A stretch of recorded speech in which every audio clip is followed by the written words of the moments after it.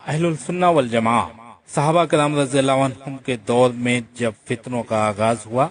اور نئے نئے فرقوں کی تعداد میں اضافہ ہونا شروع ہو گیا اور باطل فرقوں نے اپنے مذموم مقاصد کے لیے احادیث بھی گڑھنی شروع کر دی،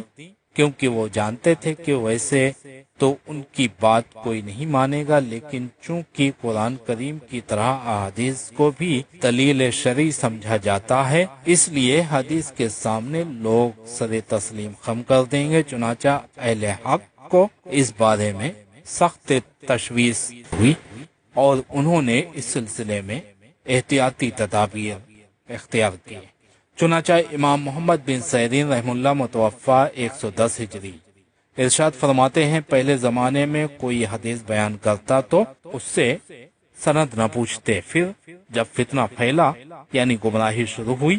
اور روافض اور خوارج اور مرجیہ اور قدریہ کی بدعتیں شائع ہوئی تو لوگوں نے کہا کہ اپنی اپنی سند بیان کرو۔ کہیں گے اگر روایت کرنے والے اہل السنہ ہیں تو قبول کریں گے، ان کی روایت قبول کریں گے، اور ان کی جو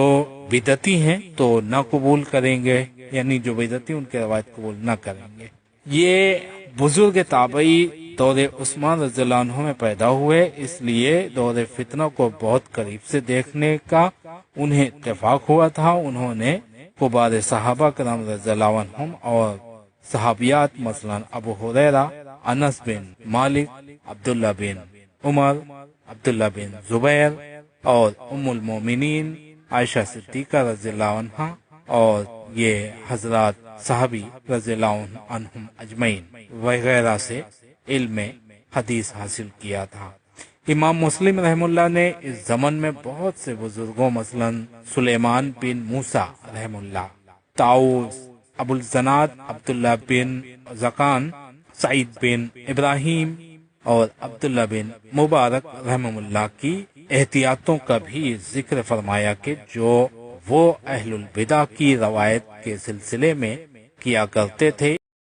امام ابن تیمیہ رحمہ اللہ ارشاد فرماتے ہیں، اہل السنہ والجماع کا مذہب مشہور اور معروف رہا ہے، اس سے پہلے کہ ابھی اللہ تعالیٰ نے امام ابو حنیفہ، امام مالک، امام شافعی اور امام احمد بن حنبل کو پیدا بھی نہیں فرمایا تھا، اور یہ درست اور صحیح ہے۔ مذہب صحابہ کرام کا تھا، یہ مذہب جو ہے اہل السنہ والجماع صحابہ کرام کا مذہب تھا جو انہوں نے اپنے نبی صلی اللہ علیہ وسلم سے سیکھا تھا، اور جو گمراہ فرقے اس کے مخالف ہیں تو وہ اہل السنہ والجماع کے نزدیک بدعتی فرقے ہیں۔ حافظ ابن کثیر القرشی دمشق کی متوفی 774 ہجری اپنی شرح آفاقی تفسیر القرآن العظیم میں رقم طراز ہیں۔ تفسیر ابن کثیر جلد 3 صفحہ 433 میں کہتے ہیں، اس سے پہلے میں وہ حوالہ دے دوں امام احمد بن حنبل کا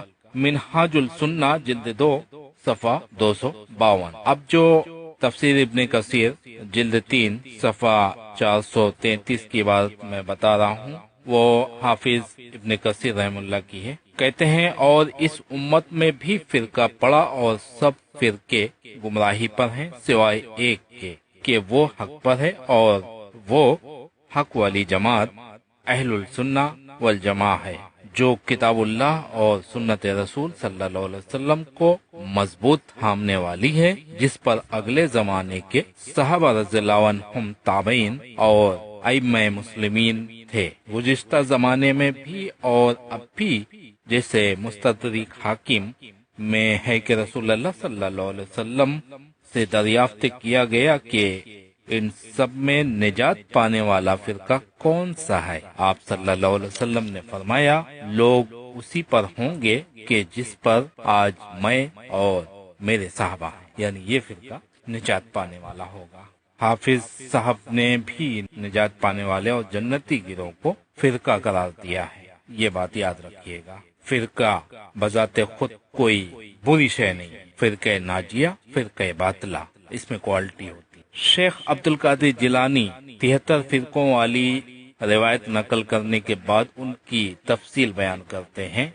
کرتے ہوئے ارشاد فرماتے ہیں، الغنیہ جلد 1 صفحہ 85 طبع مصر، یہ سب 73 فرقے ہوئے جیسا کہ نبی کریم صلی اللہ علیہ وسلم نے خبر دی ہے، اور لیکن ان سب فرقوں میں نجات پانے والا فرقہ صرف اہل السنہ والجماعہ ہے۔ حافظ صاحب کی طرح شیخ صاحب نے بھی الجماعہ کی وضاحت الفرقہ الناجیہ سے کی۔ مشہور حنفی عالم ملا علی قاری گمراہ فرقوں کی تفصیل بیان کرنے کے بعد فرماتے ہیں، پس یہ سب 72 فرقے ہوئے اور یہ سب جہنمی ہیں، اور نجات پانے والا فرقہ اہل السنہ والجماعہ ہے۔ مرفع شرح مشکات جلد 1 صفحہ 204۔ اہل السنہ والجماعہ کا کیا مطلب ہے؟ چنانچہ شیخ عبدالقادر جیلانی فرماتے ہیں، غنیہ صفحہ 196 میں آپ دیکھ سکتے ہیں، ان تمام حوالوں سے یہ بات روز روشن کی طرح واضح ہو جاتی ہے کہ اہل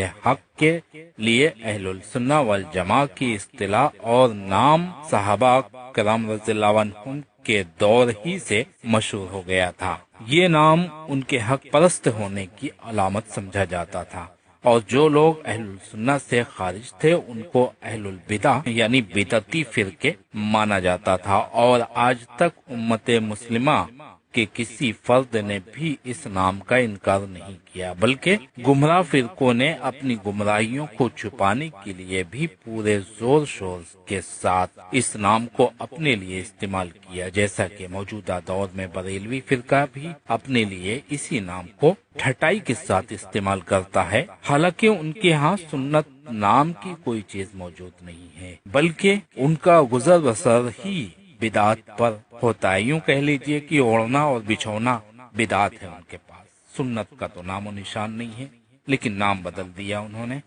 اور اہل اسلام میں روافض کے بعد ان سے زیادہ گمراہ فرقہ کوئی نہیں گزرا۔ یہ اعلی حضرت احمد رضا بریلوی کو اپنا امام مانتے ہیں، اور ظاہر بات ہے کہ جن کے مقتدی اور پیشوا انگریز کے خریدے ہوئے احمد رضا خان اور مرزا غلام احمد قادیانی ہوں تو ان کے عقائد اور نظریات کے متعلق پوچھنا کیا پوچھنا۔ اب موجودہ دور میں کسی ایک شخص کے اس نام سے انکار کر دینے کی حقیقت نہیں بدل سکتی۔ اگر کسی شخص کے انکار سے حقیقت بدل جاتی تو آج دنیا میں اسلام کا نام بھی نہ رہتا۔ اگر کوئی چاند پر تھوکنے کی کوشش کرے گا تو تھوک چاند تک نہیں جا سکتا، البتہ پلٹ کر اسی احمق کے منہ پر آ گرے گا جس نے چاند پر تھوکنے کی کوشش کی ہے۔ اگر کوئی سورج کے وجود کا انکار کر دے تو کیا اس کے انکار سے حقیقت بدل جائے گی؟ حقیقت یہ ہے کہ مسعود صاحب یا تو جہالت یعنی تجاہل عارفانہ سے کام لے رہے ہیں، جہالت سے کام لے رہے ہیں، اور یا ضد اور عناد کی وجہ سے زبردستی حق کا انکار کر رہے ہیں اور کیا ہے۔ اور اب جبکہ موصوف اہل سنہ والجماعہ کے نام سے ہی انکار کر رہے ہیں اور انہوں نے صرف مسلم کی رٹ لگا رکھی ہے، تو ظاہر بات ہے کہ ان کا شمار اہل السنہ والجماعہ میں نہیں ہے، بلکہ اس طرح وہ اس گروہ میں شامل ہو گئے ہیں کہ جنہیں اہل البدع والحلالہ کا نام دیا گیا ہے، کیونکہ بدعتی فرقے بھی تو اپنے آپ کو مسلم ہی کہتے تھے، اور یہ کھلی ہوئی حقیقت ہے کہ ان کا الفرقۃ الجدیدہ ایک نو مولود فرقہ ہے، اور اس لیے اس کا شمار لازماً اہل البدع والحلالہ میں ہی ہوگا۔ یہ بدعتی فرقہ اس لیے بھی دوسرے فرقوں سے ممتاز ہے کہ انہوں نے اہل السنہ